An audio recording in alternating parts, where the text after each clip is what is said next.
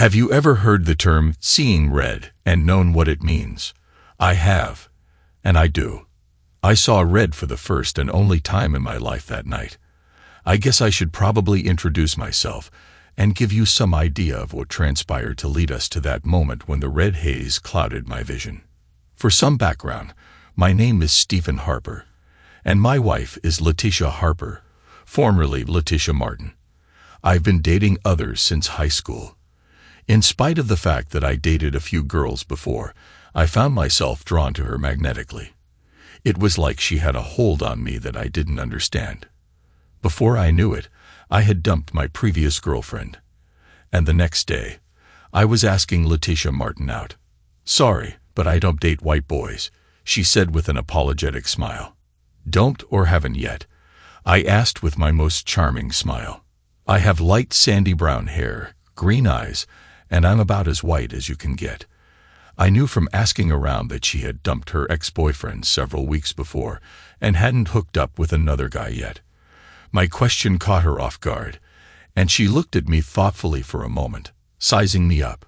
I was wearing jeans, a t-shirt, and sneakers. I was a cornerback on the football team, so I was in shape. "Okay, Steve, is it? What did you have in mind for our date?" she asked, the beginnings of a smile starting to play across her lips.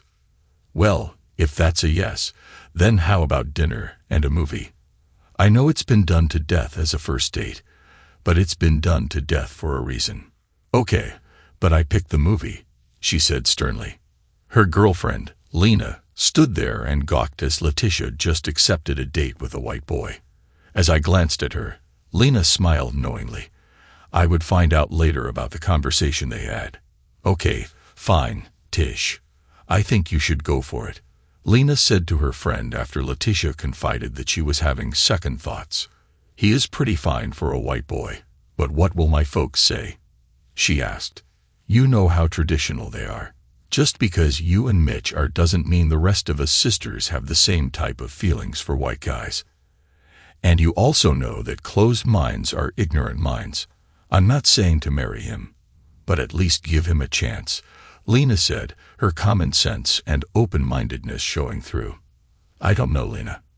"Look, why did you dump Terry and Carl before him?" Lena asked. "Well, Carl was in a hole, and Terry was a cheating a hole." Now, there are some good brothers out there, but I've had similar experiences with them. If I wasn't with Mitch, I could see myself with a guy like Steve. I know he wouldn't cheat on me or hurt me.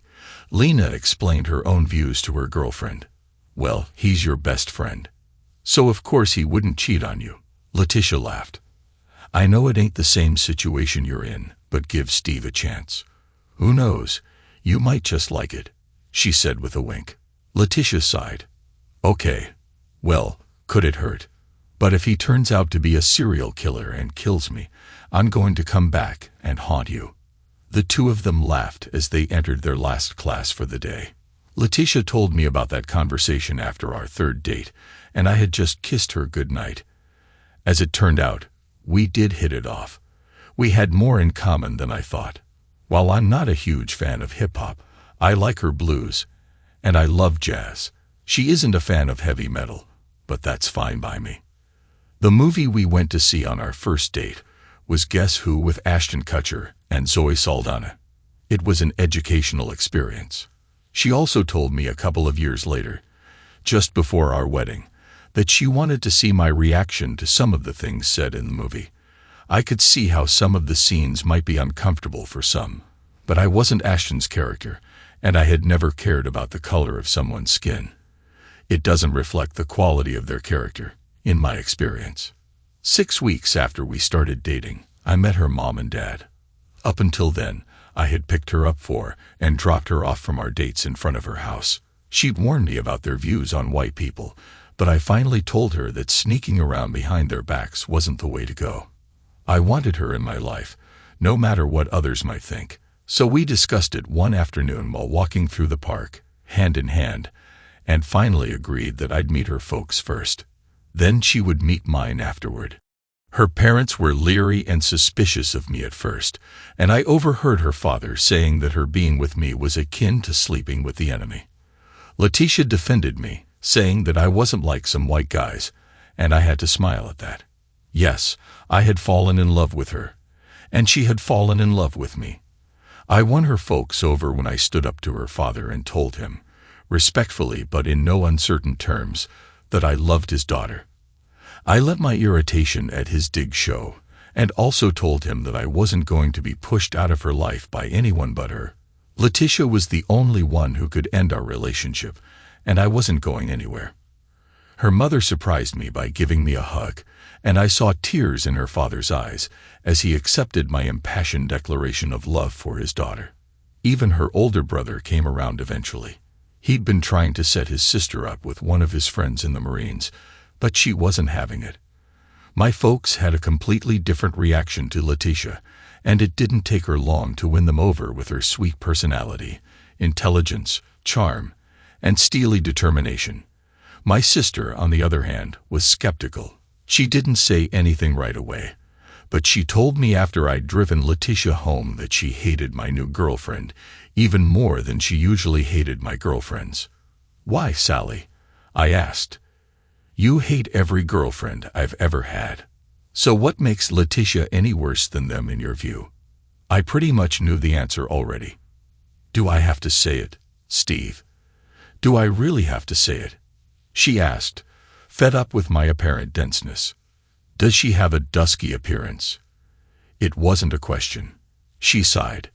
"Look, I have nothing against people, but they aren't good enough for me according to you." Once again, it wasn't a question. I'd heard my sister say similar words a few times in the last couple of years, but she had never said it in front of our parents. "Look, Sally, Mom and Dad never taught us to be bigoted, so where did you learn it from?" I asked. She was caught off guard by that question. "Well, all the crime." "Stop right there," I said calmly. "First of all, not all people can be judged by the way you are judging them. Think about it. Leticia and Lena were having a conversation shortly after I asked her out, and she thought I might be a serial killer. We had a good laugh about that after our third date, but that's another stereotype for you. Not all, but the majority of the notorious serial killers that have been in the news are like us. Is that a fair stereotype for all guys?" My sister hung her head as she carefully considered everything I just said. She finally looked up at me with tears in her eyes. "You're right, Steve. I'm sorry." I had to blink a few times at that. My little sister, barely a year younger than me, but always right, had just admitted for the first and probably only time that I was right about something and that she was wrong. But what was even more amazing was that she apologized to me. Instead of rubbing her nose in it, I decided to be a gentleman. "Thanks, Sally. Now please get rid of all those stereotypes in your head, because there's a good chance you might have her as your sister-in-law someday." Her eyes went wide at that statement. "You're thinking of marrying her?" There was more surprise than anger or resentment in her voice and expression. "If things keep going as they've been going, yes," I said with a smile. "I love her, sis." In response, she threw her arms around my neck and hugged me tight. "I just want to see you happy, bro. Don't screw this up." I didn't screw it up. We'd been dating for 3 months when she finally decided that we'd had enough of foreplay. That night, after watching the baseball game, we decided to drive up to the Bluffs. My shiny, pale gray 1968 Mustang Fastback 390 GT had a decent-sized backseat. So when we got there, we climbed into the back, and were all over each other. "I'm ready tonight if you are," she said with a smile after a long bout of kissing. I replied with a grin. "I've been ready, baby." "Let's do it, baby," she whispered, running her fingers through my hair as she kissed my lips over and over. "I can't wait anymore. I want you. Make love to me," she gasped. That was all the encouragement I needed to push forward. I'd been intimate a few times with an ex-girlfriend, but Leticia was something else entirely. It could have been the fact that I hadn't loved the girl I'd been with before, as that had been fueled more by hormones than emotional attachment. This time, I was in love, and I felt it in my heart and soul. Then she leaned down and whispered in my ear, "Now we're going to make love, baby." All these months of denying ourselves this final step, and now here we were. Our minds were focused on nothing but pleasure as our bodies took over, satisfying our mutual needs. I literally saw stars, and not because of the starlit sky above. My arms were still wrapped around her as I held her close, stroking her hair while my lips found her long, lovely, and sensuous neck. We just held each other close, enjoying the afterglow of our first time as lovers, our first of many times together for the rest of our lives. When we got to UCLA in the fall, we managed to keep our life together by getting an apartment off campus. With our scholarships and part-time jobs, we managed to make a living while getting our degrees. By the end of our sophomore year, we had enough for a small honeymoon after we were married. Our wedding happened on July 4th, so I wouldn't forget our anniversary. As Leticia put it, everyone should have fireworks on their anniversary, she had joked. In my humble opinion, Tish stayed on the pill so we wouldn't need protection. We both hated using it anyway. We always made time for each other, even after we were married. She got a degree in business while I went for what I've always liked: computers. A degree in computer science was a no-brainer for me. 2 years after our wedding, we graduated and entered the workforce. Leticia was hired at an advertising agency, and I was hired at a data entry firm to work on their internal and external servers. We got an apartment in Santa Barbara, and life was great for another 2 years. Sure, we had our occasional arguments, but nothing we couldn't discuss once our tempers had cooled. Every married couple has arguments. Anyone who says otherwise is lying through their teeth. We finally had the start of family talk, and we agreed that it was time. We'd both just been promoted, and Leticia went off the pill. Our new raises made it possible for us to put a down payment on a house, so we did. Our lovemaking was still as magical as that first time in the back of my Mustang. Yes, I still have that classic. If it had been painted Highland green, it would have been a dead ringer for the car that Steve McQueen drove in Bullet. Dad even came clean after he bought it for me and helped me restore it, saying that he had convinced Mom to name me Steve after the actor. Yeah, he's a big fan. Instead, it was still painted the shiny pale gray color that I liked. So it came to pass that, almost 4 years after we were married, in the last week of June, to be exact, Leticia started getting sick in the mornings. At first, we thought she had a stomach bug, but when I took her to the doctor, he confirmed that she was pregnant. We were going to have our first baby. We celebrated that night with a lovemaking session. That night, I completely forgot about a discussion we'd had a few weeks before. Some guys at work had been coming very close to harassing Leticia. I would be reminded of it a week later, though, and not in a good way. It had started seemingly innocently enough. Leticia is somewhat of a flirt, but she knows when to cool it down. She isn't even flirty enough to be called flirtatious. She never makes promises like that. So guys know that she's only being friendly. Well, it seemed there was a group of 5 guys that she told me about who decided that she wasn't being friendly enough. When one asked her out, she told him no. She told him that she was happily married and that she loved me. He seemed to take it okay, but soon another one of his group asked her out as well. I remember getting a cold feeling in my gut. We'd had to deal with some a-holes in college who thought that every hot girl on campus belonged to them, regardless of relationship or marital status. Leticia had fought them off back then with minimal help needed from me. I'd had to fight one guy who wouldn't take no for an answer, and that had ended his dreams of stealing my wife. She told me their names and what they looked like. It looked like there were 5 of them. Darren Richards worked as one of the idea guys at the agency, a big dude. And he also had a bit of a reputation as a ladies' man. Larry Clayton was a guy who worked as a graphic designer. He thought of himself as God's gift to everything. From what I had gathered, Jack Sutter was another guy who seemed to be cut from the same cloth as his buddies. Jim Gables was the other big guy, and Jeffrey with a G. Gelman was the last guy. Jim, as it turned out, was the brains of their little group. As I would find out, they had all graduated together from USC, which automatically made me not like them. The UCLA and USC rivalry in the Pac-12 is one of the longest running in football history. We tend to call them the Rubber Trojans. Get it? Anyway, as it turned out, they had all been in the same frat in college. So of course, they had to get hired together at the ad agency. Leticia was a project coordinator, so she had to oversee their work. That's what had started the whole asking her out on a date thing. At first, we just thought they were trying to score brownie points with her, despite the rings on her left ring finger. Little did we know. And now you're up to date.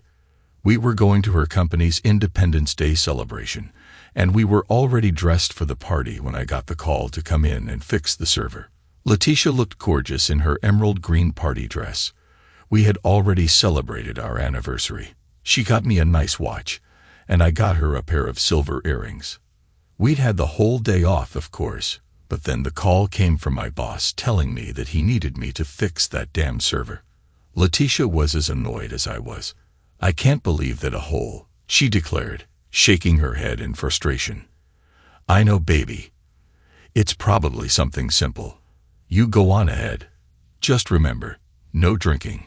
I smiled at the love of my life. "Club soda only, boo," she responded with a smile of pure love. "Go to work, but don't be too long." "Yes, baby," I replied, kissing her sweet lips. So, while I drove back to the office in my fast car, Leticia drove her Prius to the party. It was being held at her boss's mansion, and we'd both been there before. I knew exactly where it was. The work on the server itself took me an hour and a half. Not too bad, though I knew they could have taken care of it themselves. They just wanted to scoot when I showed up to do the actual work, but I bit the bullet and did it. When it was done, I tested it and was out the door. I called my boss and told him not to call me for the rest of the weekend. After I explained everything about what was wrong with the server, he was almost as pissed off as I was. He knew that Harvey and Joe could have done the job too. He apologized for not making them do it, and we ended the call. As I got into my car, I texted Leticia to tell her I was done and on my way. I also apologized for the delay. I got no reply.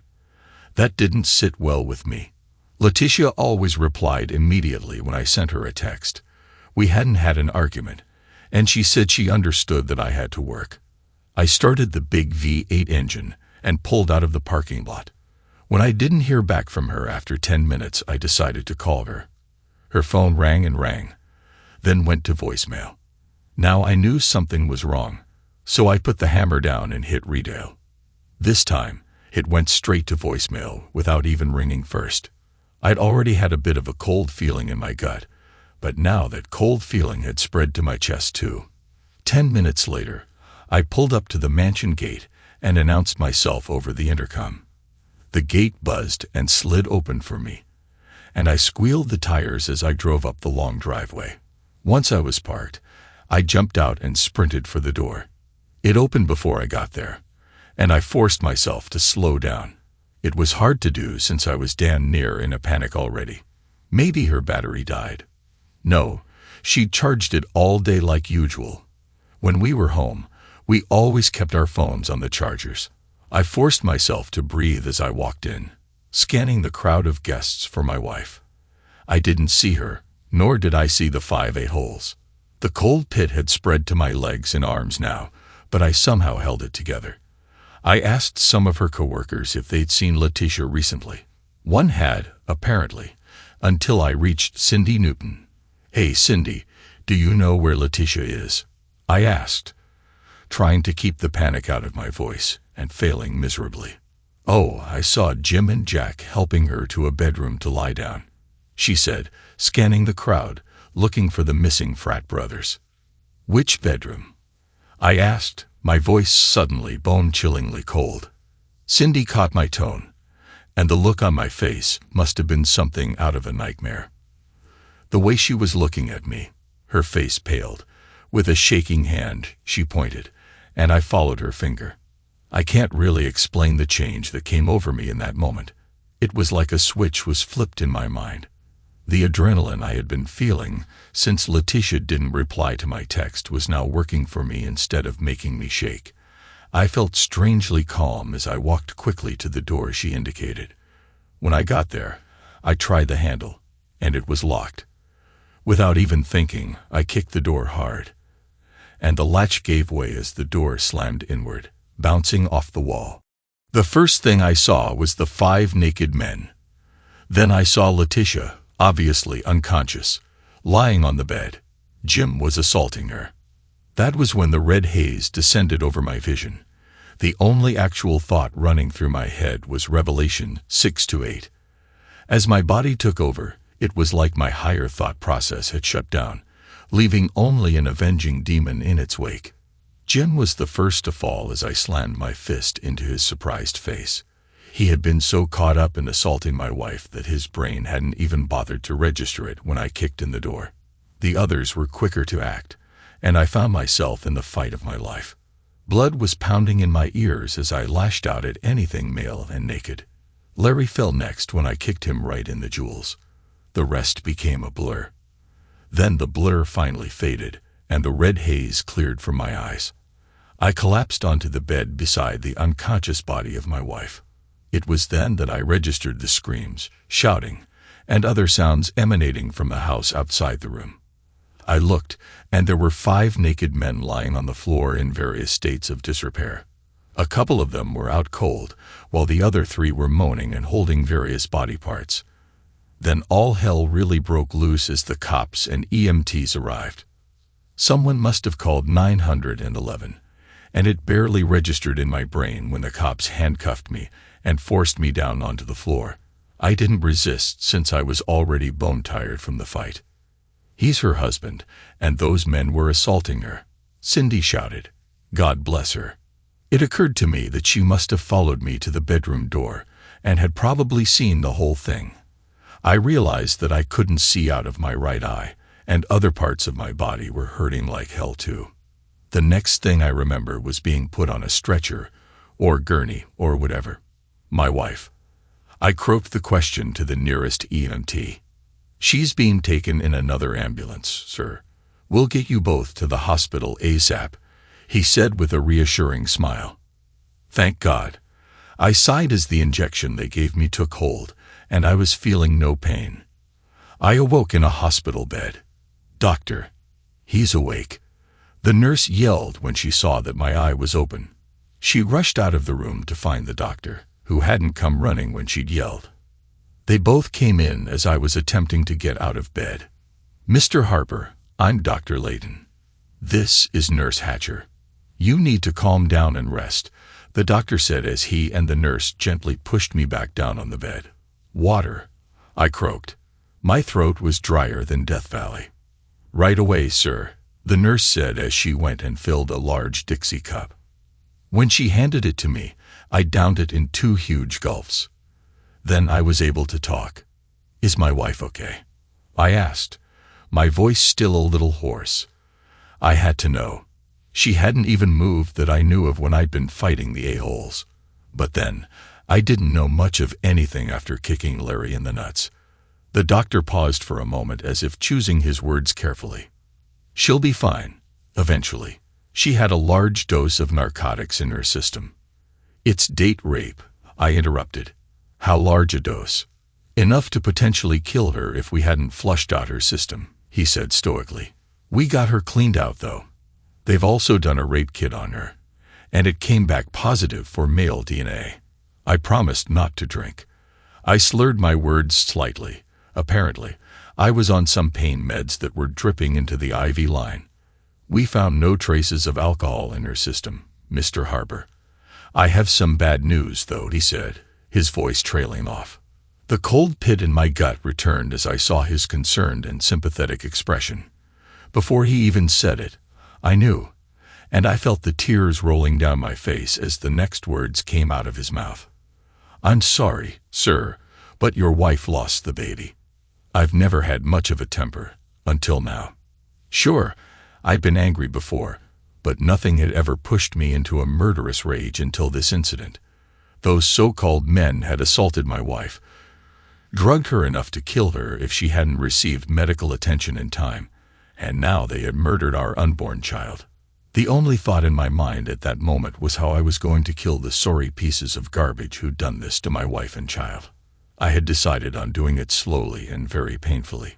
This time, I pulled the IV out of the back of my hand and sat up in bed. I swung my feet over the side as the doctor and his nurse tried to stop me. "Let me go," I said, my voice dropping to sub-zero temperatures. "Get an orderly and call the detective. Get them in here," the doctor said to his nurse as he tried to restrain me himself. At the mention of a detective, I stopped struggling. "Doctor, I just want to know where my wife is. I need to see her," I said, forcing myself to calm down. Anger, concern, and sadness were warring in my head. I had to see my wife. I had to hold her in my arms. "She's still unconscious, but she should be awake in the morning," he said in a placating voice. "You have a mild concussion. Your right eye is swollen shut, and you have 1 cracked rib, 4 bruised ribs, as well as bruises on your arms, legs, and back.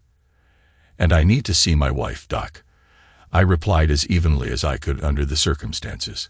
Just then, the nurse returned with an orderly and the detective. The orderly wasn't needed anymore, so he left. The detective stood there as I told the nurse not to replace the IV drip. "But Mr. Harper, the pain," Dr. Layton started. "I can deal with the pain, Doc," I replied evenly. "Nurse, could you please excuse us? I need to talk with Mr. Harper alone," the detective said in a professional tone. The doctor and nurse just nodded, admonishing him to go easy on me since I had been badly injured, and left the room. Nurse Hatcher said to hit the call button if I needed anything, and I thanked her for that. "Mr. Harper, I'm Detective Rains. I'm here to talk with you and take your statement. Are you feeling up to it?" he asked as he sat in the chair next to my bed, still in a professional and even tone. I had to respect his professionalism and just nodded at his inquiry. "Thank you. Now I'll be recording this, so please tell me the circumstances surrounding what went on before you arrived, and what precipitated the events in the bedroom at Mr. and Mrs. Walker's house." So I told him my side of what went on. I didn't embellish it, including the fact that I didn't remember much of anything after kicking Larry in the balls. My only concern at that time had been to defend my wife from further harm. I also told him what the doctor had told me about my wife's condition and how she had been poisoned with an overdose of narcotics, which caused her to lose our baby. "Am I going to be charged?" I asked finally as he stopped the recorder.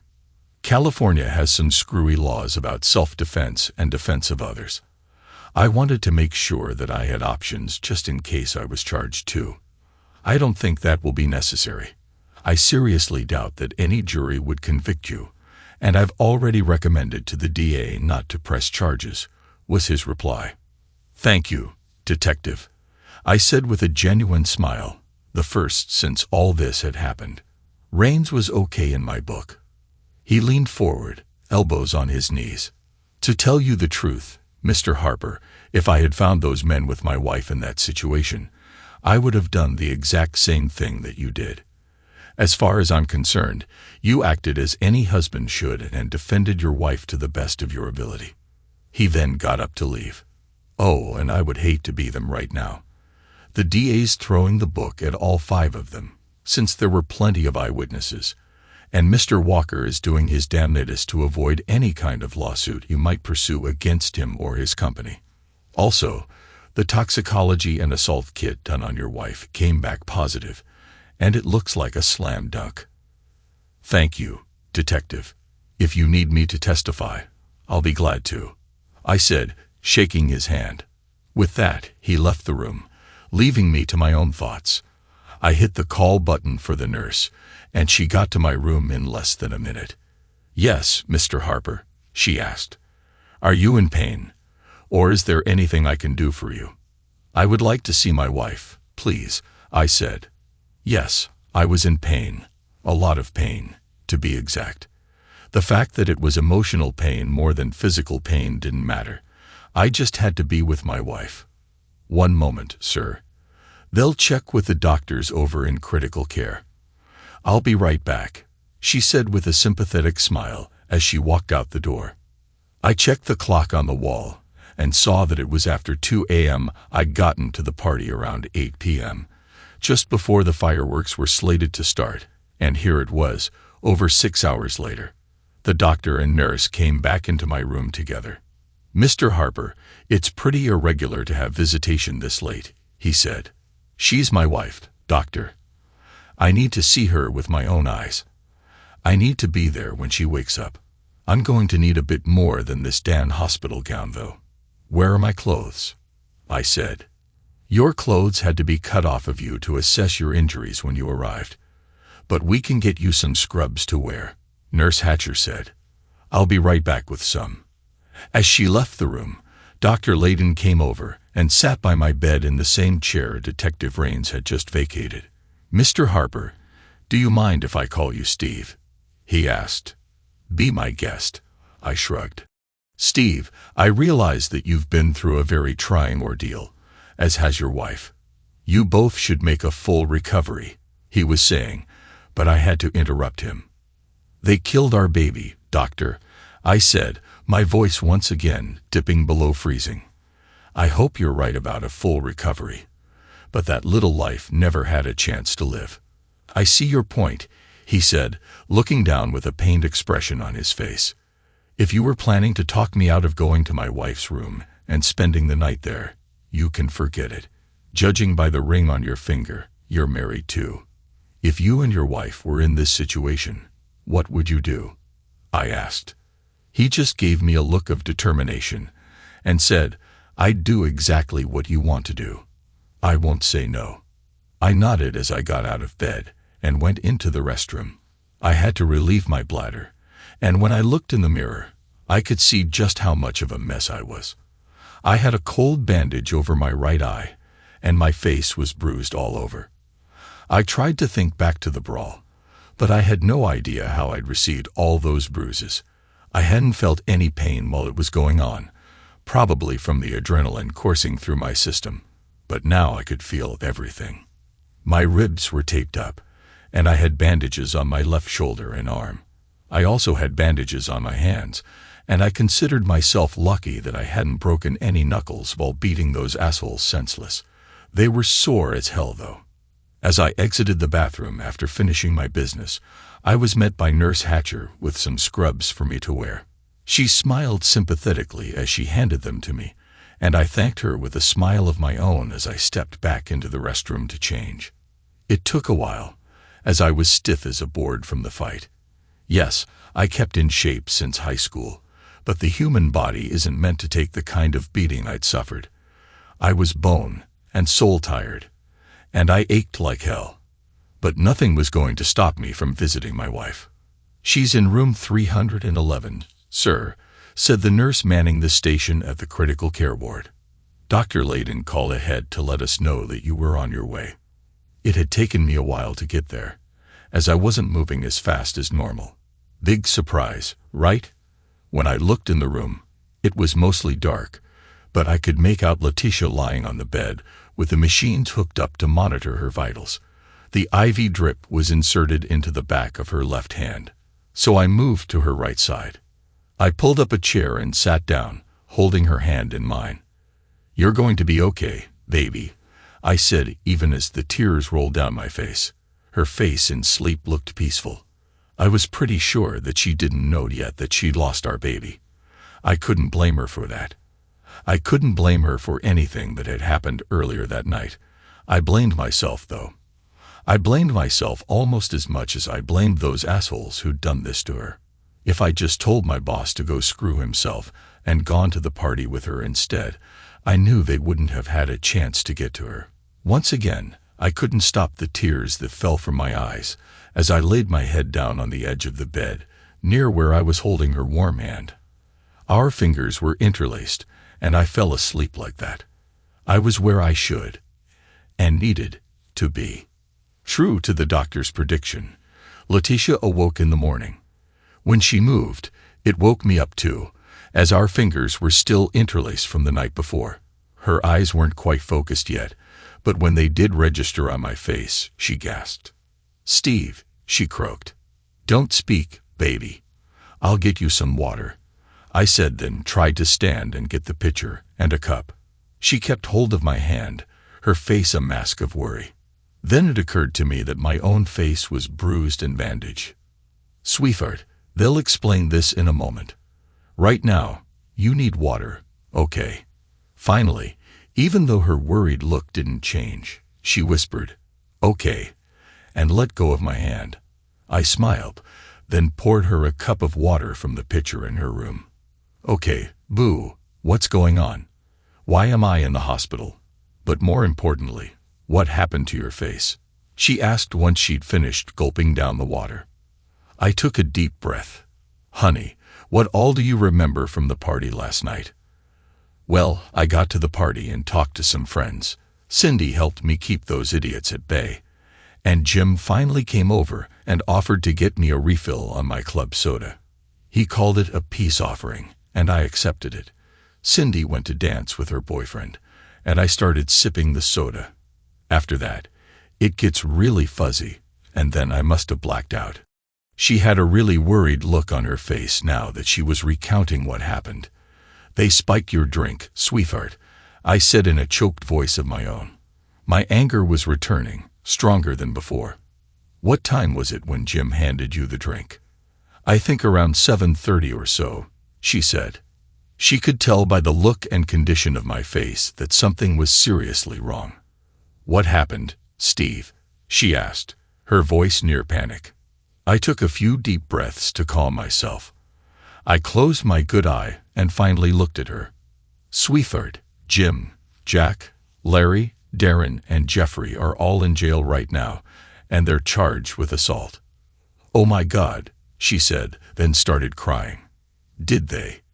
"Yes," I said in a barely audible whisper. "When I got out of the office, I tried texting you but got no reply. So I tried calling you.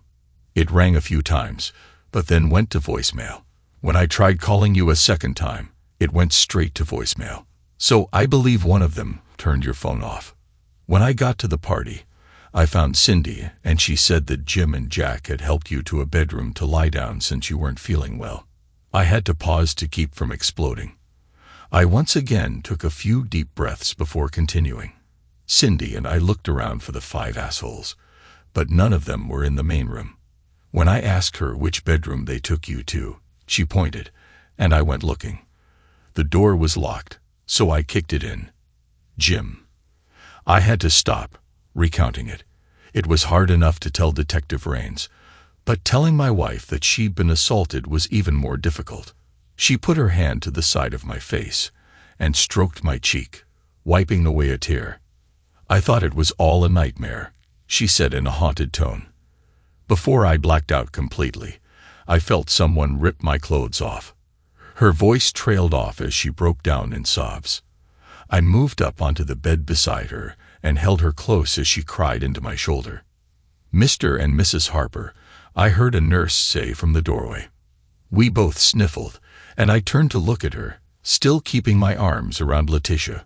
"Yes," I said. "There's a detective here to see you," she said with a tentative smile. "She wishes to speak to your wife, if she's up to it." I looked at Leticia. "Are you up to it, baby?" I asked gently. Leticia sniffled again and nodded. I could see her steeling herself for what was to come. A doctor came in right after the detective and said that he had to tell Leticia something before Detective Hart could interview her. He looked at me and saw our fingers interlaced as I moved to sit next to her on the bed so I could face them all too. "Mr. and Mrs. Harper, I'm Dr. Alino, and I'm afraid I have some bad news for you," he said in a soft and sympathetic tone. "Mrs. Harper, due to the stress placed on your body by the narcotics you were given last night, I'm afraid that you had a miscarriage." He said it in a soft and sympathetic tone, but unfortunately, his tone of voice didn't help as Leticia turned and buried her face in my chest.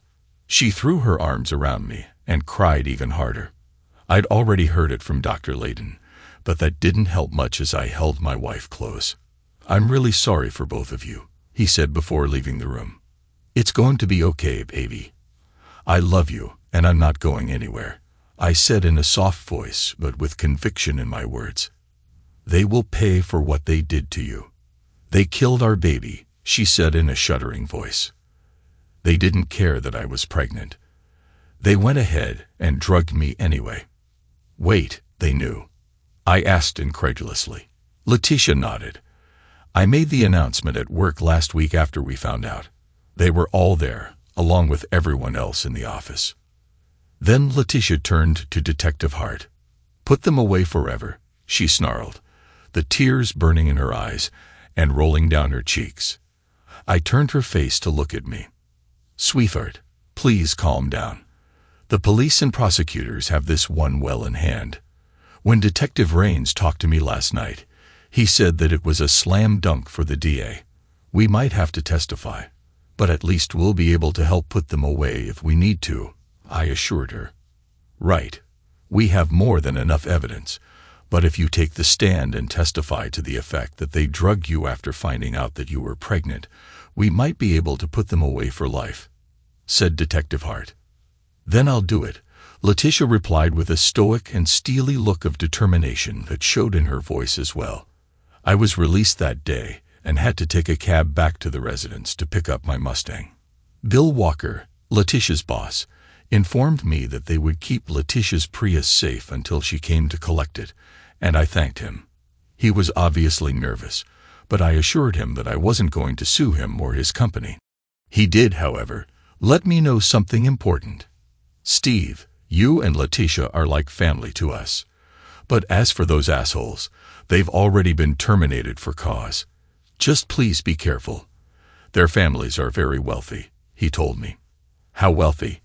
I asked, my now familiar cold dread taking up residence in my gut again. "Much. Enough to send quite a few contracts my way in return for hiring their boys as employees," he said with a guilty look. "I swear to God, if I had known they were like that, I would have told their families to stick it up their butts." "Thanks, Bill," I replied, using his first name since he had told me to. We shook hands, and I started up my pale horse and drove out of there. They had to keep Leticia overnight again, so I drove home to get another change of clothes and to pick up some clothes for Leticia too. Once I had them packed, I drove back to the hospital and took the overnight bag up to her room. "Thank you, baby," she said with a strained smile as I set her bag down on the little couch in her room. "Anytime, beautiful," I replied with a smile of my own, then leaned in and kissed her softly. "I love you," I whispered.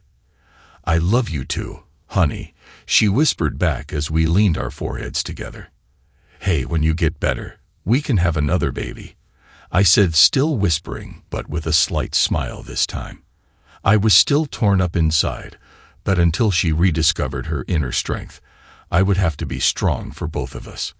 God knows she'd helped me through some tough spots in my life over the years, the death of one of my best friends being one of those times. She chuckled in spite of herself and the situation. "Yeah, we can, can't we?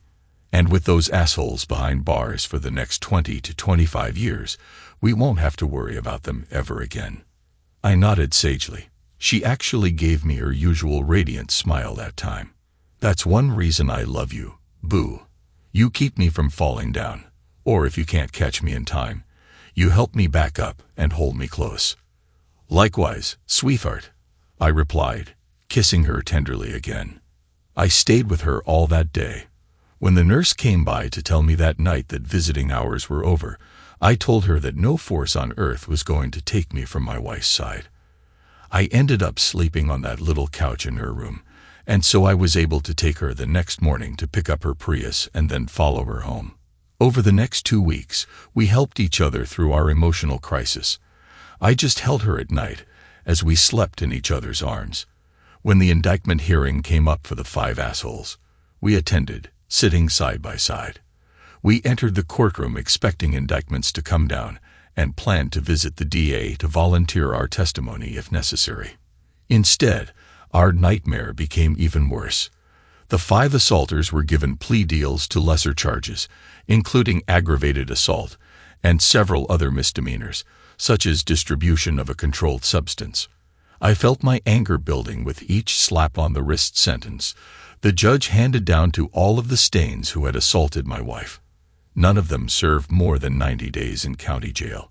Leticia was crying as they filed out to serve their sentences, and we had to find comfort in the fact that they now had a criminal record and would find it very difficult to find work after they got out of jail. Then Jim, the leader of the assault gang, leaned over to where we were sitting and leered at my wife. "This ain't over, witch. We're going to do it again before it's all over, and you won't have anyone coming to rescue you this time." Before I could even think, I jumped up and decked the sorry scumbag so hard I felt teeth give way to my knuckles. My hands and face had healed up, and my ribs, while still tender, were feeling a hell of a lot better than they had 5 weeks before. The next thing I knew, bailiffs were restraining me, and I glared at Jim as he was led out of the courtroom. His final glare told me that this wasn't over by a long shot. My glare right back told him that he was right. After spending 3 days in jail for misdemeanor assault, I was released. I had pled no contest to the charges, and the judge, luckily, was sympathetic enough to give me the bare minimum sentence. Yes, it was a different judge than the one who had handled the assault case. After about a month, things got back to normal at home. Well, as normal as they could get after what we'd been through. We both went back to work, but speaking for myself, I did the bare minimum necessary to keep my boss off my back. "Baby, we need to talk," Leticia said one evening after we finished eating dinner. "I'm sorry, sweetheart," I replied, the sadness and despair coming back again. It was like a barely scabbed-over wound. One little pick at it, and it started bleeding again. Her expression was soft and loving, but I hadn't noticed that with the words she'd spoken. "No, baby, you have no reason to be sorry. Here, I'm the one who should apologize," she said. "I love you, Steve. I know you love me, and I love you too. I think I'm ready tonight. I need you." She smiled, and the relief that washed over me almost made me miss the meaning of her words. "You mean?" I asked, a smile growing on my lips. "Yes," she replied. We'd spent almost 2 full months without having intimacy, and I, for one, was excited as hell. I could tell by her body language that Leticia was also excited, more than she'd been in the past 3 months. There was also a practical reason for that. The possibility of at least one of the 5 assaulters having an STD was enough for Leticia to get a full battery of tests done, including the new HIV test that can detect the virus within 30 days. Luckily, and I thank God every night, my wife was 100% clean. Also, luckily, she didn't remember much of the assault itself, having passed out from the drug they'd given her. So we made love that night, long and slow, multiple times. We reaffirmed our love for each other that night, and the next day. I rolled off of her, and she just looked at me with glazed eyes, grinning. I grinned back, and if it hadn't been for the grumbling in our stomachs, I think we would have gone again, or at least tried. We made breakfast and ate in silence, smiling at each other, and finally laughing as our grins grew bigger. When we returned to bed after breakfast and a shower, where we washed each other's backs, she finally said something. "I want us to try again to have a baby. Do you still want to?" "Always, beautiful," I responded as I held her close and kissed her lips softly. The first to be released from jail was Jeffrey Gelman. According to the police reports, he had voiced some concerns to his frat brothers about the whole plan to drug my wife and had objected to them assaulting her. However, he had gone along with it in the end. I took a month's vacation from work, mostly to spend time with my wife, but one day was set aside for me time. I hadn't forgotten what they'd done, and I would never forgive them for it. The slap-on-the-wrist sentences had been a sting, a slap in the face to my wife and me. Oh, that judge was going to get his too. But first, Jeffrey with a G. Gelman. He had a meeting with the Pale Rider. Tracking him was easy. He still had his apartment, paid for with Mommy's money. Since he was now out of a job, he never saw me coming when I hit him with the stun gun. He fell like a sack of potatoes and twitched on the floor. It was fairly easy to handcuff him to a chair by his ankles and wrists. I then found a pair of used underwear from his hamper and stuffed the tidy whities in his mouth. Once he was secured, a calmness came over me. I knew I was crossing the line, but justice had been denied for too long. It took a few more minutes for him to come around. He took only a few seconds to assess his situation, and when he saw me sitting in a chair turned backward, leaning forward over the back of it, he froze. "Welcome back, Jeffrey," I said in a voice that could freeze molten lava. When recognition dawned on him, he started struggling against the cuffs and trying to say something around the racing stripe undies in his mouth. "Shut up and listen, asshole," I growled. When he stopped trying to talk and was looking at me with abject terror in his eyes, I continued. "This is what's going to happen. If you want to walk out of here alive, you will do exactly what I say when I say it. Do you understand?" He nodded his head frantically. "Good. I know that you objected to how your frat brothers treated my wife. That means something. However, you participated in her assault.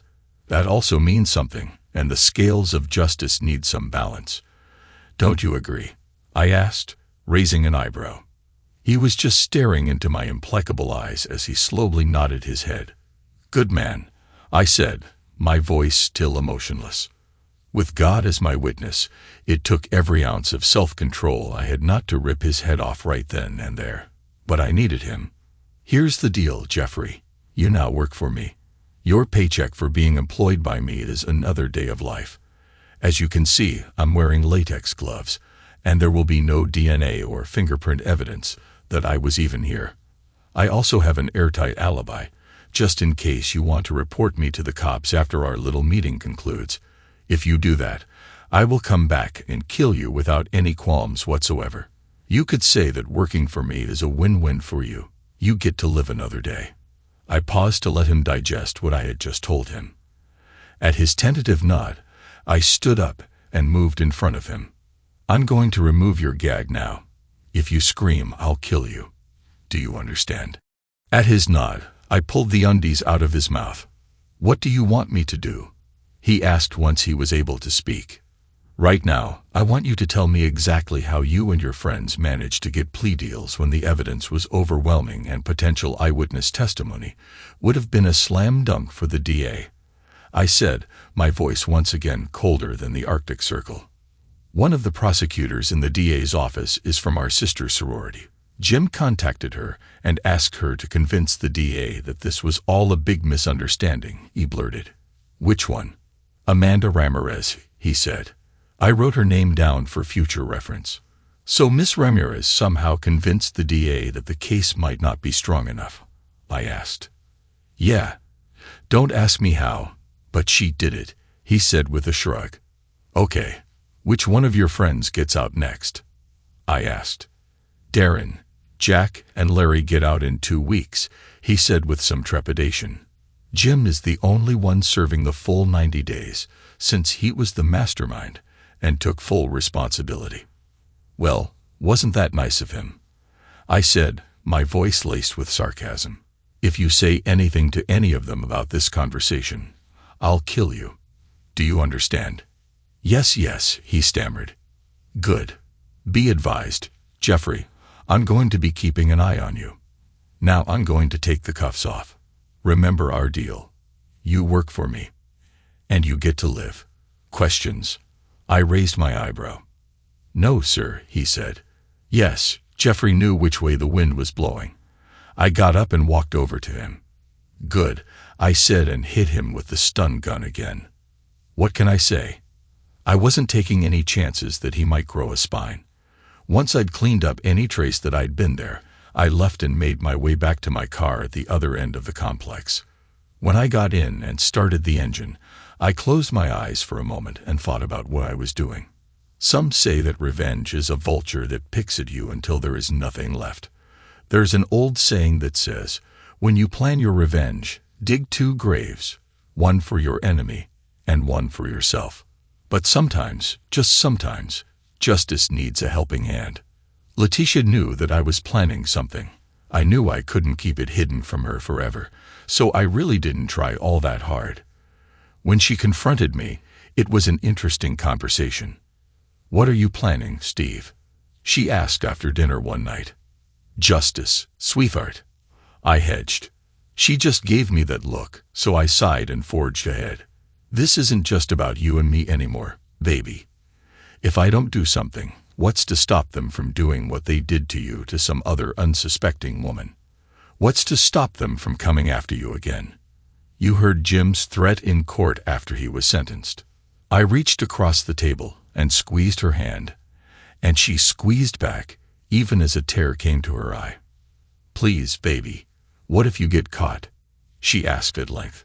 "I'm taking every precaution I can to not get caught. I've already talked with Jeffrey a bit, and he now works for me."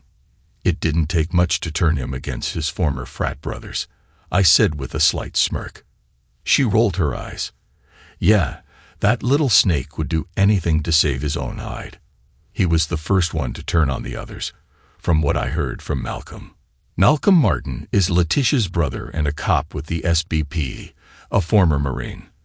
While he couldn't be directly involved with the case, he kept his ears open. Hell, it was his sister who'd been assaulted. And we buried the hatchet after he found out what I'd done to the 5 assholes at the party. What I didn't tell her was that very few, if any, of the assaulters would survive. I had planned it out and gone through different scenarios, taking into account anything and everything that might go wrong. In the 2 weeks following Jeffrey's release, I drafted a script for him to use when he contacted his frat buddies after they were released. I took it to him the day before they would be released from custody. "What's this?" he asked when I handed him the 2 pieces of paper.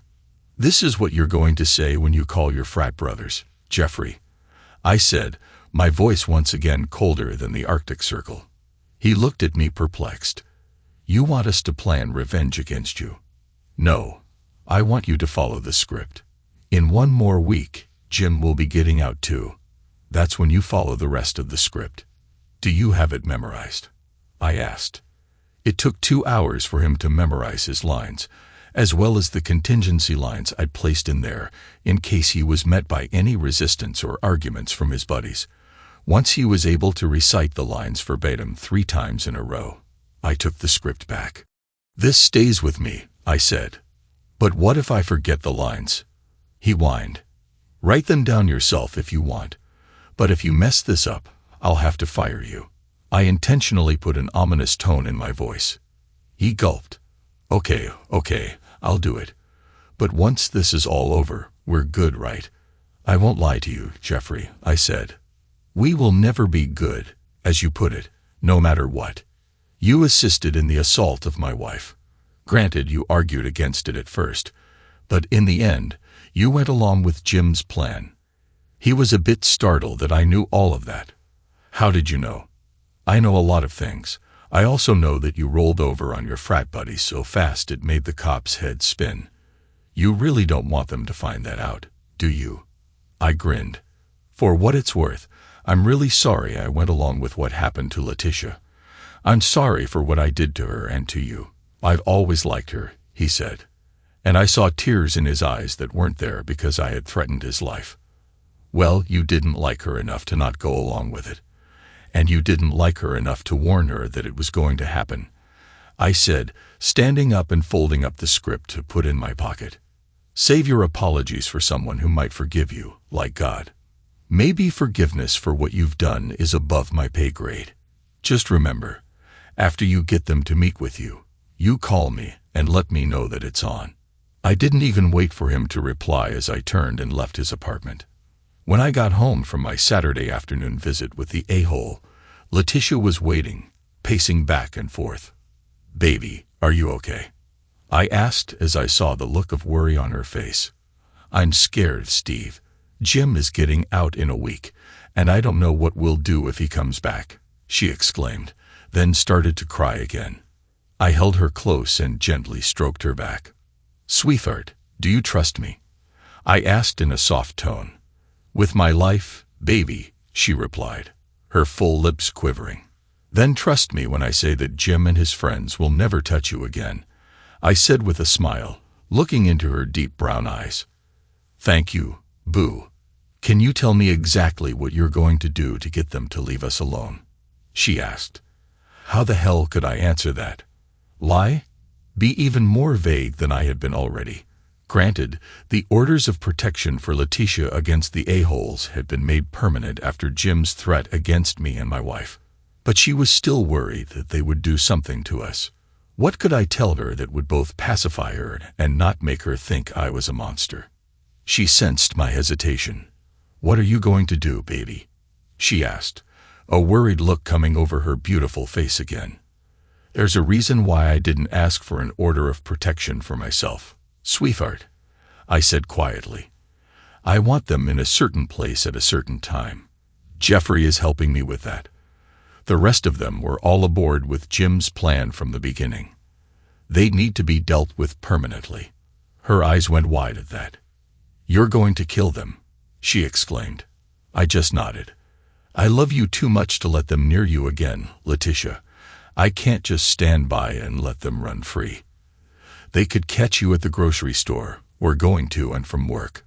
Jim is the mastermind, so I'm sure they won't come after you or me before he gets out."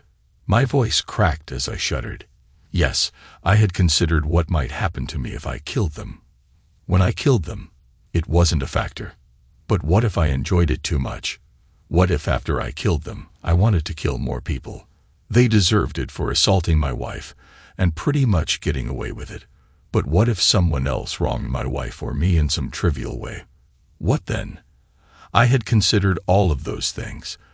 And if worse came to worst, I would give up everything I had to keep Leticia out of harm's way. There was only one solution for that problem. I had talked to Malcolm about it during my planning stage. Since he had served in Afghanistan and Iraq and had killed terrorists over there, I asked him what it was like to kill a man. When I had asked him that, he knew what I was planning. He confronted me, and I told him flatly and coldly what I just told Leticia. I would not take chances with her life or leave her open to another assault by those a-holes. I had failed her once, but I would not fail her again. "Man, it ain't your fault that it happened. Hell, you did more than most men would. You took on 5 a-holes to defend Leticia and kick their butts. That means a lot to us. She's my sister, but she's also your wife. I ain't going to lie to you. Killing a man changes you. It took me a hell of a long time to come to terms with it. Some are better at dealing with it than others. It helps, at least it helped me. If the a-holes we kill are pure evil, I ain't going to tell you not to do it, Steve.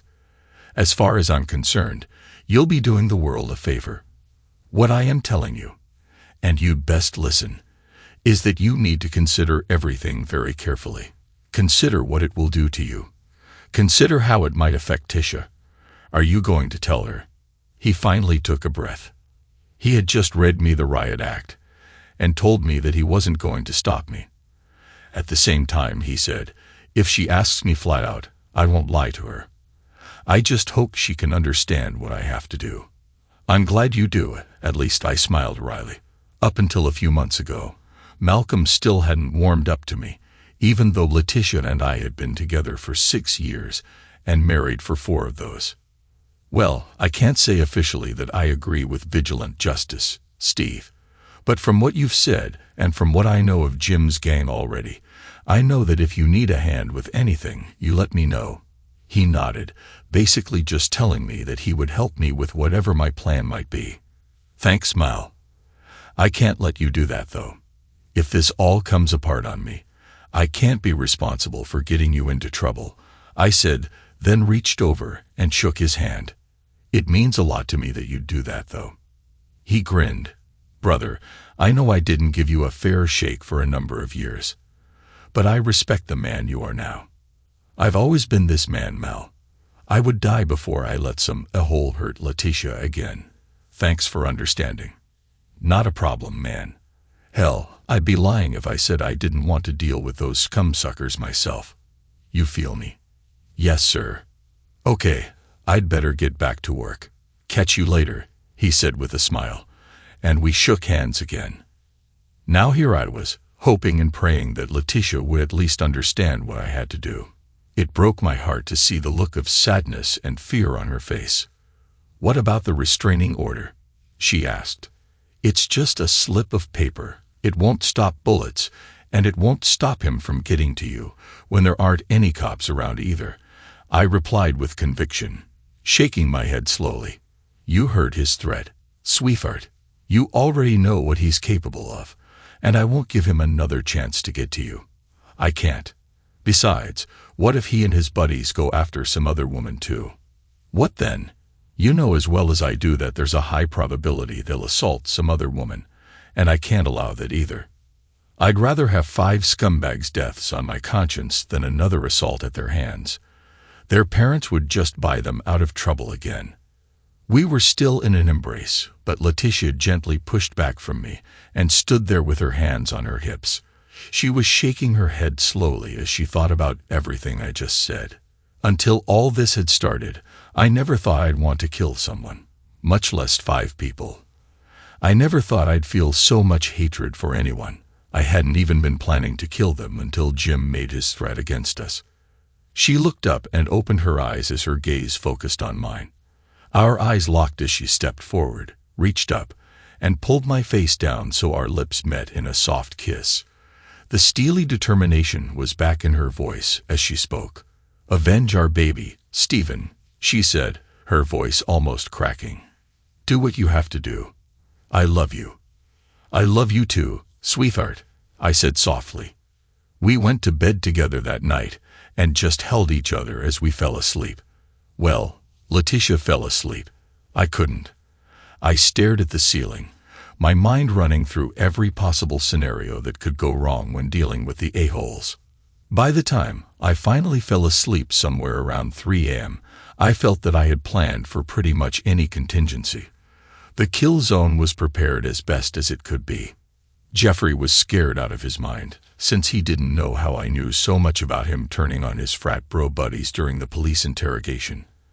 I didn't come right out and say it, but I left him with the distinct impression that I knew his every move. The stage was set, and the final act was about to begin. The next weekend, on Sunday afternoon, Jeffrey called me and told me that he had contacted all the a-holes, including Jim, and had informed them just as I'd instructed. "They'll be at the warehouse in an hour, Steve," he said nervously. "I'm about to leave to join them." "They bought it." "Good," I responded neutrally. I dressed in jeans, a t-shirt, a windbreaker, and steel-toed boots. All of those clothes would be burned before the day was over, but that was okay with me. I looked up to see Leticia standing there. "Is it time?" she asked. "Yes," I replied. I rose to my feet and took her in my arms again. "No matter what happens, sweetheart, always remember that I love you." "I love you too, honey. Just please be careful and come back to me," she said with a sad smile as a tear rolled down her face. I wiped her cheek gently. "No more tears, baby. These sons of bitches deserve everything they're going to get today." "Yes, they do. But do you?" she asked. "Do you really believe that you can live with what you're about to do? To protect you and avenge our child?" "Yes," I replied gently. "I have it set up already, but I need to go. I have to be there to spring the trap." She chuckled at that. "Go get him, tiger." I gave her a soul-searing kiss, our tongues dancing passionately before pulling away and grabbing the large gym bag full of the items I would be using. "I will, baby," I nodded, then turned and walked out to my waiting Mustang. As I fired up the V8 in my pale horse, I once again thought of Revelation 6-8. I smirked, realizing the analogy. I had become death, at least as far as these a-holes were concerned. I drove the speed limit to the old abandoned warehouse and parked on the opposite side from where the a-holes would enter. I made sure my car was well hidden, as I didn't want them to see it and know the game was up. When I slipped inside, I climbed to the catwalks and maneuvered around to where the a-holes would hopefully be parking their cars. My gym bag sat beside me as I watched out the old grimy window. I glanced at it to check my equipment. A long-range taser with 2 barbed prongs, a stun gun for up close, 3 rolls of duct tape, 1,000,001 uses, a box of latex gloves, 1 pair of which I was already wearing since before I entered the warehouse, a good old Louisville Slugger baseball bat, a pair of vice grips, a medium-sized pair of bolt cutters, a small acetylene blowtorch, and, last but not least, a small remote for when all of the a-holes were where I wanted them to be. I looked out the window and saw a car pulling into the office lot across the street. It was Jeffrey. He got out of his vehicle and leaned against it as he lit a cigarette. The next to arrive was Darren, who parked right beside Jeffrey. He also exited his vehicle and shook hands with his frat brother. They started talking, and Jeffrey appeared nervous. Darren was a big guy, but luckily, he didn't catch on to Jeffrey's nervousness. Jack and Larry arrived together in the same minivan. When they moved over to talk with Jeffrey and Darren, my snitch seemed to become less nervous. Last to arrive, of course, was Jim. Once he hugged and shook hands with his assault crew, Jeffrey showed them across the street and inside the warehouse to where I had arranged the next phase to happen. They climbed the stairs to the 2nd floor, and I could overhear Jeffrey speaking. I know for a fact that he doesn't have anyone watching this place. I checked it out already. Wait, that scum sucker has been watching you? Jim asked. Yeah, I think he's worried that we'll go after his wife again. Jeffrey laughed nervously. Don't worry. I took a roundabout route here and kept checking behind me. Nobody followed me. They better not have. Darren spoke up. They didn't. It's one reason I picked this place. It's isolated, and we can talk freely here. I found several bugs in my apartment. Dan, that head must be paranoid or something, Jeffrey said. Doesn't matter now. I got an idea on how to pull this off, Jim said. With that, they stepped into the 2nd floor office. Step into my parlor, said the spider to the fly. I muttered as I pressed the red button on the remote control. 3 things happened simultaneously. The door to the office slammed shut and locked. The floodlights I had installed went on full blast, and the 6 Duralast gold car batteries simultaneously sent 12 volts at 50 amps into the metal floor of the office for 4 seconds each. I didn't want to kill them, yet, just knock them cold. Once that was done, I moved to the office door, which had unlatched and unlocked itself when I let up on the remote button. I quickly moved inside and hauled each a-hole into a metal chair that was sitting in a semicircle. Once in the chair, I duct-taped their wrists to the chair arms and their ankles to the front chair legs. I used up a full roll of tape and about 1/3 of a second roll. When I was done, they were well and truly tied up and would only be released if, or when I decided to. I made sure to check all their pockets and found a .32 in Jim's jacket pocket. That was a windfall. It had 6 shots in the magazine. Then I left the office and came back with another chair, which I sat in to wait for the a-holes to wake up. The first to come around was Jim. He looked at my grim smile and started yelling. Let me go, you little. Face me in a fair fight instead of sucker punching me, and we'll see who the better man is. He snarled loudly. If you hadn't assaulted my wife, you sorry stain, none of this would even be happening. You do realize that, right? I said, my voice now permanently below absolute zero. As you can see, you're tied too tight to get loose. Oh, and I have your little toy here. I showed him his little .32, now held securely in my latex-gloved hand. Listen, man, we can negotiate here. Nobody has to die, he replied, changing tone rather quickly once he realized how much trouble he was in. My unborn child didn't have to die either. But the overdose of narcotics you gave my wife before you a-holes assaulted her caused her to lose our baby, I said, rising from my chair. I pressed the barrel of the gun between his eyes. A .32 isn't that great of a pistol. Very little stopping power and not very accurate. However, since you have hollow points in here, I seriously doubt you'd survive if I shot you right between your eyes." Tears were rolling down his face as he started begging for his life. "Please, man, we didn't know she was pregnant, or we never would have done it. I swear on my mama's grave." He lied. "You knew. All of you knew, you goddamn son of a bitch. Besides, your mama is still alive. Since you killed my child, I might just go kill her after I'm finished with you assholes." I snarled again. "You have absolutely no clue what it's like to be given the greatest gift on earth, the news that you're going to be a father, then have that gift ripped from you barely a week later to you," I shouted. The goddamn son of a bitch himself was now crying and pleading for his life. It didn't matter how much noise I made or how loud they screamed. The soundproofed office would ensure that nobody came looking to check it out. Besides, the property security guard only came by on Wednesdays and Saturdays to check on the property itself. The open gate was never closed, and the holes in the fence were never repaired. When I pulled the gun back from Jim's forehead, I moved back and looked around. The rest of the crew was waking up, including my snitch. I looked back at Jim's blubbering face. "How do you think I knew you'd be here, Jimbo? Come on, you're a smart guy. You can figure it out." Jim looked confused for a moment. Then dawning recognition caused his eyes to widen. He shot a look of pure venom at Jeffrey. Jeffrey cringed from the glare. "Oh, don't blame poor Jeffrey," I said. "He really had no choice in the matter. I promised to let him live as long as he was useful to me. I have to say that he was very useful. He kept me abreast of when you were getting out of jail and set this all up on my behalf." I then looked at Jeffrey. "Unfortunately, Jeffrey, I'm afraid I have to let you go." Bang! The bullet splattered Jeffrey's brains all over the wall. I looked at the stunned faces of the other assaulters. "Oh, don't look so shocked.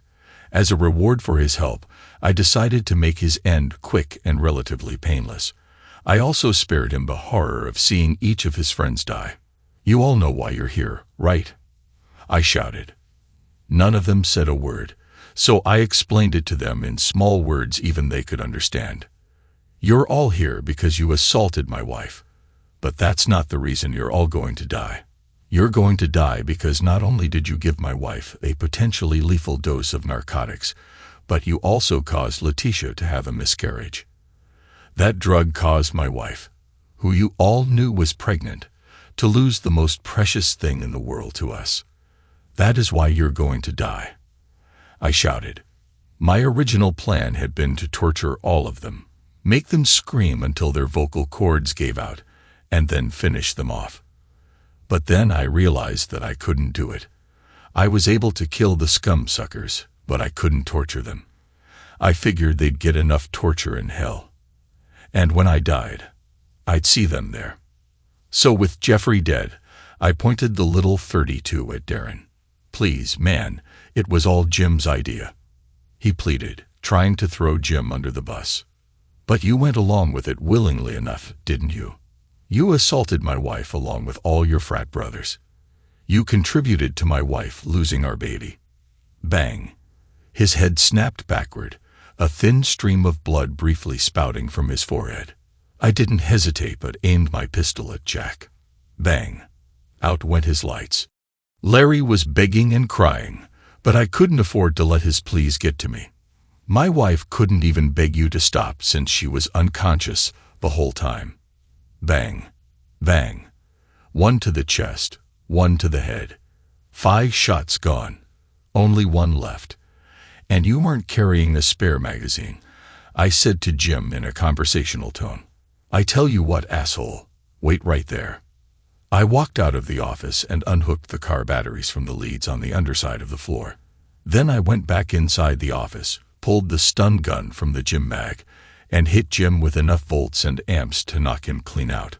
Then I undid the duct tape from his wrists and ankles and drew my own pistol, a Springfield XD-40, from the back of my belt, below the windbreaker I wore. Once it was in my hand, I placed his little 32 right beside his hand, then stepped back toward the door. It was only a few moments before he came around. He saw the pistol and grabbed it. "Think very carefully before you decide to use that last bullet, asshole," I said coldly. He froze as he saw the big bore of the 40s and auto pistol pointed at his head. "You giving me a chance?" he asked hopefully. "If you want to call it that. This pistol is unregistered, since a friend of mine bought it in Arizona. That means the cops don't have any ballistics on record for it. That pistol, on the other hand, was bought off the street, probably from a gang member. Am I close?" Jim's eyes grew wide as I was speaking. "That's what I thought. Don't say anything, Jimbo. Just listen. You have one shot left in that gun. Now, from the carnage already in here, you're looking at consecutive life sentences for killing your own crew. Maybe even the death penalty, since you killed them while they were tied to their chairs. Now you can take the chance that the cops will believe you. A guy with a rap sheet a mile long. Or you can run. No, wait. Actually, you can't run from this.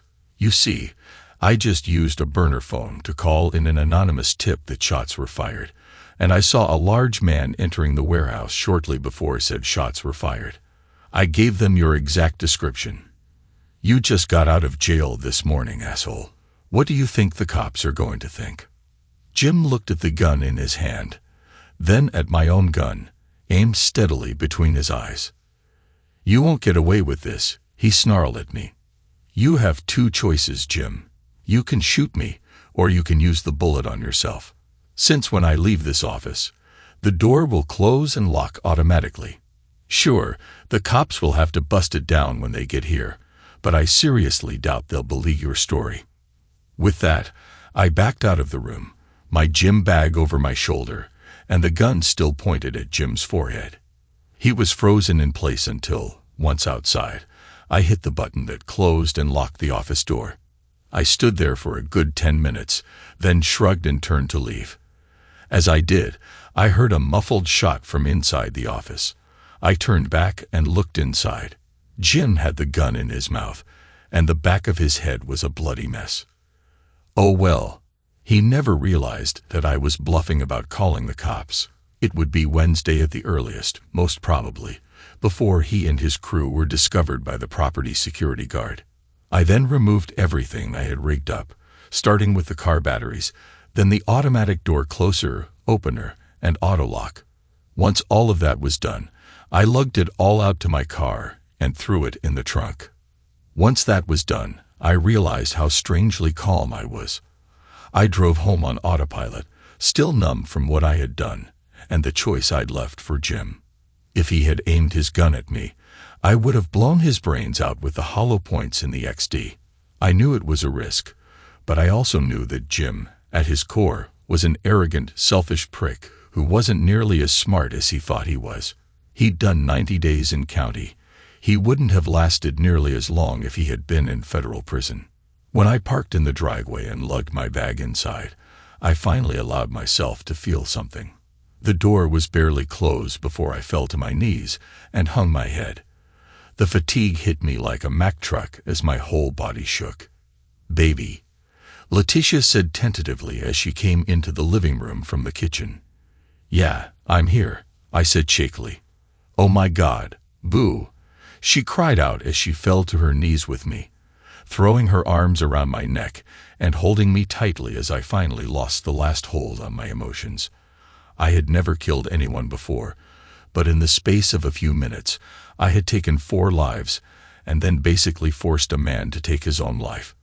In addition to my own 4 counts of first-degree murder. "Hold on, baby," she said softly, then got her cell phone and dialed a number. I couldn't make out what she was saying, but if she was calling the cops to come get me, I wouldn't have blamed her. I looked at my wife with tears in my eyes. "It's done," I whispered as she ended the call. "I know, baby. It's okay.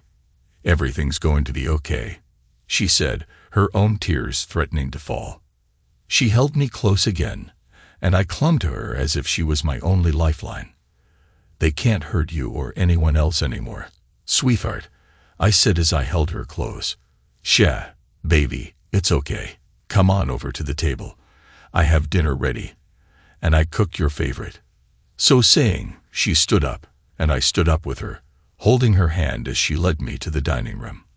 Once I was seated, I heard the front door opening and closing, and I turned to see Malcolm coming toward me with a concerned look on his face.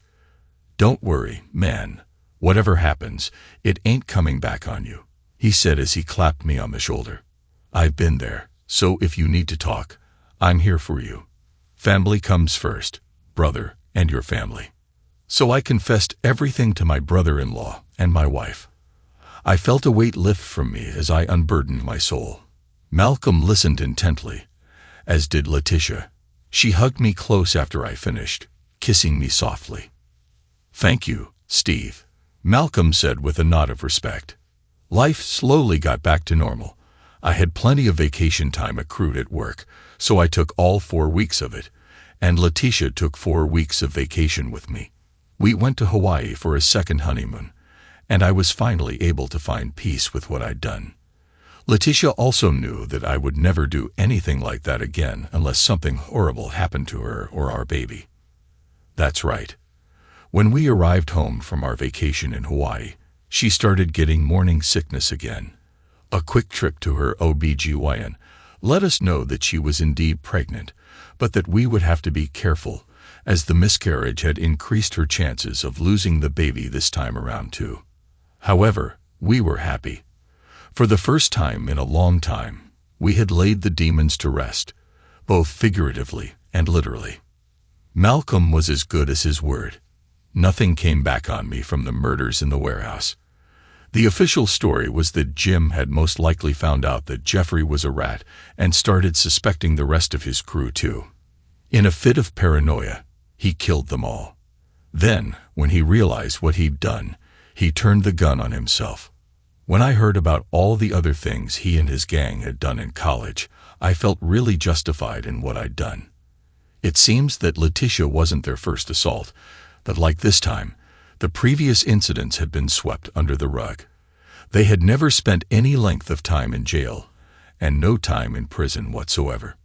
Malcolm was able to dig deep into their past, and the fallout from what I'd done was nicely diverted. The mayor and police chief had called it a multiple murder-suicide by Mr. James Gables, and nobody questioned it. Did I murder them? I guess it all depends on how you look at it. They were college frat boys who never grew up or learned from their mistakes. I only hoped that, in the end, they realized just how much they'd hurt others, and that they would spend the rest of eternity in hell. Oh, as for Ada Amanda Ramirez, she had her own troubles. When things came to a head, her connection to the assault gang was confirmed after an anonymous tip to the DA's office. After an intense investigation, she came clean about fudging things in their favor to get them the plea deals, and was subsequently disbarred and charged. She was tried and convicted of several conspiracy charges stemming from her contact with the now-deceased a-holes. She was given 10 years in prison when all was said and done. I hope she likes eating carpet now. Here I sit with my wife beside me as we watch TV, her belly showing how close she is to having our baby daughter. Life is good now. She still works for Walker Advertising, but I left the data entry firm and started my own business.